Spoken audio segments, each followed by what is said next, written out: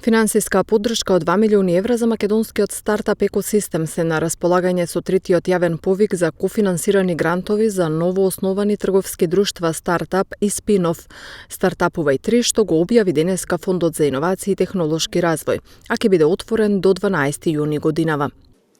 Целта на сите овие промени е да им го олесниме патот на стартапите кои имаат потенцијал да реализираат иновативни бизнис идеи.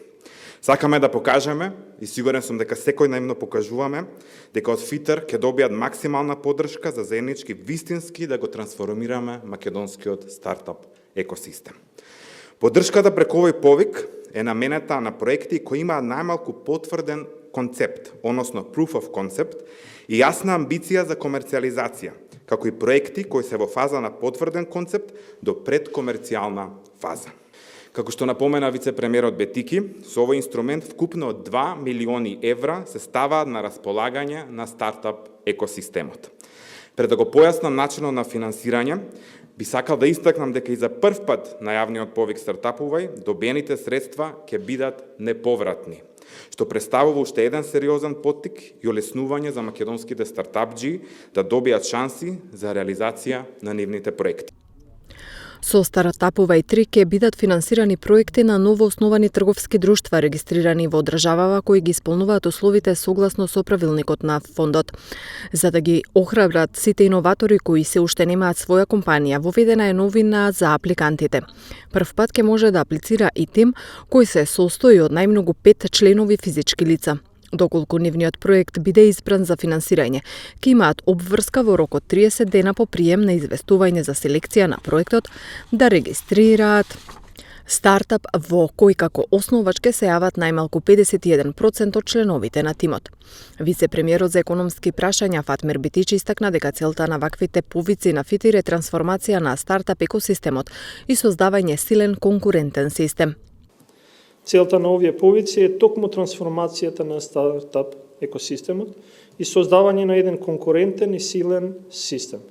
Северна Македонија како стартап хаб на Балканот, и тоа е нашата цел.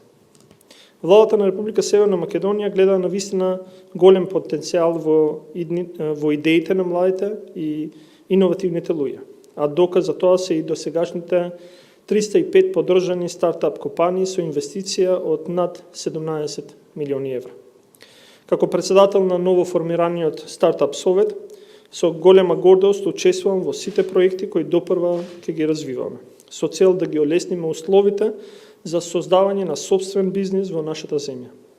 Целта на постоењето на советот е токму во тоа, да ги разгледаме сите потенцијални предизвици кои можат да се надминат и модифицираат и да се создадат најповолни услови и околности за инвестирање во нашата земја.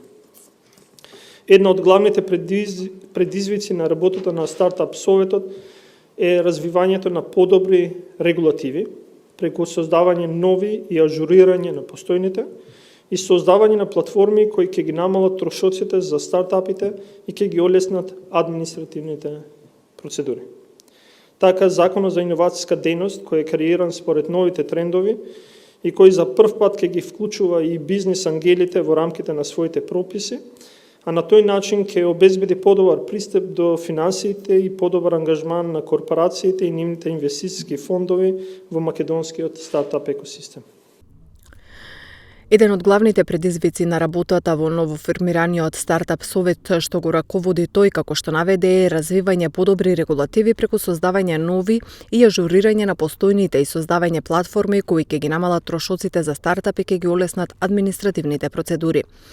На претходниот повик Стартапувај 2, што беше наменет за кофинансирани грантови за новоосновани компании, а ФИТИР го спроведе во соработка со Светска банка, учествуваат 235 стартап компании, за 30% повеќе во споредба со првиот повик наменет за поддршка на стартапи реализирани минатата година, а на кој беа пријавени 186 апликанти.